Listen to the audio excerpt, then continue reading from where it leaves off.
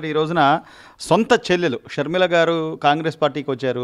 ఆవిడ వచ్చిన దగ్గర నుంచి కూడా ఆవిడ మీద కూడా పర్సనల్‌గా దాడులు మొదలయ్యాయి. మనకు తెలుసు శ్రీరెడ్డి గారైతే అసలు ఏకంగా ఆవిడని ఇమిటేట్ చేసేసి మరి ఆవిడ సెల్ఫీ వీడియో ఒకటి పెట్టిన పరిస్థితి. అంటే చివరికి సొంత రక్తం పంచుకు పుట్టిన చెల్లెలని లేదు, లేకపోతే తల్లని లేదు, సొంత బాబాయ్ అని లేదు. ఎలా మేడం ఇంకా ఈ వ్యక్తి నన్ను నమ్మండి, నేను పేదవాడిని, నాకు ఇంకొక ఛాన్స్ ఇవ్వండి, సాధికారత ఇవన్నీ మాట్లాడు. షర్మిల విషయం కాదండి, రక్తం పంచిన తండ్రే ఏ కారణంగా చనిపోయాడో రాష్ట్ర ప్రజలందరికీ తెలుసు. కాంగ్రెసు రిలయన్స్ కలిసి మా నాయన్ని చంపేసినారు అన్నారు. మరి రిలయన్స్ పత్యాపారం ఎందుకు చేస్తున్నావు? పరిమళనత్వానికి రాజ్యసభ సీట్లు ఎందుకు ఇచ్చావు? కాంగ్రెస్ని ఎందుకు వీడి బయటకు వచ్చాడంటే, కాంగ్రెస్లో ఉన్న రాజశేఖర్ రెడ్డి గారు సొంత కొడుకు తప్పు చేసినా సరే ఉరి తీయడానికి కూడా వెనుకాడను అని అసెంబ్లీలో చెప్పారు. సోనియా గాంధీ గారు స్ట్రిక్ట్ ఇన్స్ట్రక్షన్స్ ఇస్తున్నారు, నీ కొడుకు తప్పు చేస్తున్నాడు, చాలా ఇబ్బంది పడతారు, పార్టీలో బ్యాడ్ రిమార్క్ వస్తుంది అంటూ వివేకానంద రెడ్డి గారికి ద్వారా ఇన్స్ట్రక్షన్స్ గౌరవ జగన్మోహన్ రెడ్డి గారికి అందని. సో తద్వారా గౌరవ జగన్మోహన్ రెడ్డి గారికి, వివేకానంద రెడ్డి గారికి రాజశేఖర రెడ్డి గారు బతికున్నప్పటి నుంచే చిన్న చిన్న గొడవలు అంటూ ఉండేయట. అవి పేపర్ స్టేట్మెంట్లో కూడా ఎవిడెంటరీ ఉందిలేండి, తండ్రి కొడుకుల మధ్య గొడవలు అంటూ. సో తద్వారా కాంగ్రెస్ అనే పదం ఎవరు చెప్తే వాళ్ళకి ఆయన గిట్టదండి. తండ్రి చెప్పాడు, ఫ్లైట్లో చనిపోయాడు. సిబిఐ ఎంక్వైరీ పెట్టిస్తారులేండి రేపు, అది కూడా బయటకు వచ్చేది విషయాలు. ఫ్లైట్లో ఆయన ఎందుకు ఎక్కాడు, ఇంకా నలుగురు ఎందుకు ఎక్కర్లా, గన్మెన్లు ఎందుకు వెళ్ళలేదు, ఎప్పుడు సెక్యూరిటీ ప్రిన్సెస్ ప్రకారం వాళ్ళు కూడా ఎక్కాలి కదా, మరి ఎందుకు పాపం ఆయన ఒక్కడే సింగిల్గా ఎక్కాడు, చూడాలి చేస్తారు. తర్వాత వివేకానంద రెడ్డి గారు, ఇది చాలా ట్విస్ట్ అండి. అవినాష్ రెడ్డిని ఒక్క చోట కూడా గెలపనివ్వను, కడపలో ఎంపీగా నువ్వు పోటీ చేయడానికి వీల్లేదు, షర్మిలమ్మ రావాలి, మళ్ళీ కాంగ్రెస్ సహకారం తీసుకుందాం, ఈ పార్టీ ఇలా కరెక్ట్ కాదు, కాంగ్రెస్ మనకి కుటుంబానికి ఎంతో సహాయ సహకారాలు అందించింది, 5 సంవత్సరాలు ఒక వ్యక్తి సీఎంగా ఉన్నాడు అంటే అది ఒక్క రాజశేఖర రెడ్డి వల్లే సాధ్యమైంది.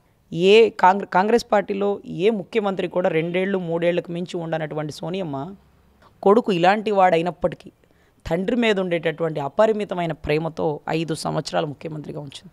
మళ్ళీ అడుగుతాడు కొడుకు, నన్నే ముఖ్యమంత్రిగా, మీ నాయన్నే 5 ఏళ్ళు చేయడం ఎక్కువ, నిన్ను మళ్ళీ చేయడం కూడా, నీకు అసలు సీటే లేదు, నువ్వు పోటీ చేయడానికి అనర్హుడివి, నీ కేసులన్నీ క్లియర్ చేసుకో అంటూ సోనియమ్మ అంటే నేనేం చేస్తానో తెలుసా అంటూ శవ రాజకీయాలు చేశాడు. ఆ శవం అక్కడికి ఎట్లొచ్చింది? సోనియమ్మతో గొడవ పెట్టుకున్నాక శవం వచ్చిందా, లేకపోతే సోనియమ్మతో గొడవ పెట్టుకున్నాక ఆ శవాన్ని అక్కడికి తీసుకొచ్చారా? అసలు యాక్సిడెంటా, ఇన్సిడెంటా, స్కెచ్చా తెలుస్తుంది, టైం ఉంది కదా.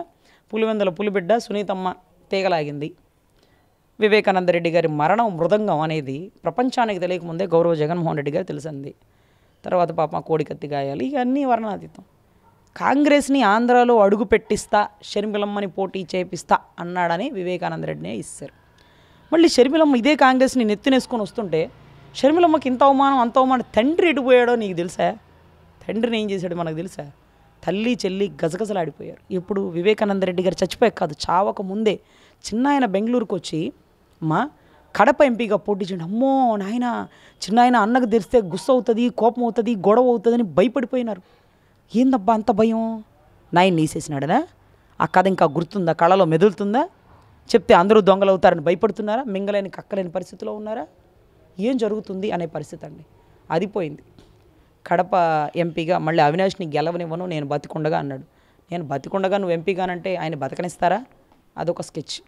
ఇదంతా అయిపోతే ఇక మళ్ళీ షర్మిలమ్మ అదే కాంగ్రెస్ నెత్తినేసుకొని వస్తుంటే షర్మిలమ్మ ఢిల్లీ వెళ్ళి ఎప్పుడైతే కండువ కప్పించుకుందో అన్షెడ్యూల్ అనమాట, షెడ్యూల్ లేకుండా తల్లిని వెళ్ళి కలిసి వచ్చాడు. తల్లికి ఇన్స్ట్రక్షన్ ఇచ్చారా, కాళ్ళు పడుకుని బతినాడా, లేపేస్తానన్నాడా, ఏమన్నాడో మనకు తెలియదు, 4 గోళ్ల మధ్య. సో మళ్ళీ కాంగ్రెస్లోకి చెల్లెలు వస్తుంది. ముందే క్రిస్మస్ గిఫ్ట్ లోకేష్కి ఇచ్చారు కాబట్టి కొద్ది గొప్ప మాకు సహకరిస్తారన్న ఇన్స్ట్రక్షను అన్నకు చెప్తుందేమో. రాష్ట్ర రాజకీయాల్లో చెల్లినే కాదు, తల్లినే కాదు, బాబాయినే కాదు, ఎవరు అడ్డొచ్చినా సరే కేల్కతం దుకాణం బంద్. ఆయన ముఖ్యమంత్రి పదవి కోల్పోవడానికి చివరి సెకండ్ వరకు పోరాటం చేస్తాడు, చివరి సెకండ్ వరకు నరమేధం చేస్తాడు. తల్లే పోతుందా, చెల్లే పోతుందా, అవినాష్ అయిపోతాడా, ఏం జరుగుతుందో తెలియదండి. అయితే భారతి గారు షర్మిలమ్మ మీద పగబట్టారా? జగన్ గారి కుటుంబం అన్నీ దూరం పెట్టారా? వైవి సుబ్బారెడ్డి గారు, బాలినేని శ్రీనివాసరెడ్డి గారు, వీళ్ళందరూ అంటే భర్త తాలూకా బంధువులందరినీ వెలేసిందా? ఈవిడ అవినాష్ రెడ్డి, వీళ్ళ మామగారు పాపం భాస్కర్ రెడ్డి గారు, చెప్పిన మాట వినే భర్త మన జగన్మోహన్ రెడ్డి గారు, అనుగుణంగా వెళ్ళే సజ్జల బాబాయ్, చెప్పినట్టు నోరు మూసుకొని స్క్రిప్ట్ రచించినట్టు రాసినట్టు విజయసాయి రెడ్డి గారు, ఇలా కొంతమందినే పెంచి పోషిస్తుందా తాడేపల్లి ప్యాలెస్ అనేది వేచి చూడాలండి. సో రాష్ట్ర రాజకీయాల్లో నా అనే భేదాలు లేకుండా రాజకీయం కోసం ఏమైనా చేయగల సమర్థులు గౌరవ జగన్మోహన్ రెడ్డి గారు.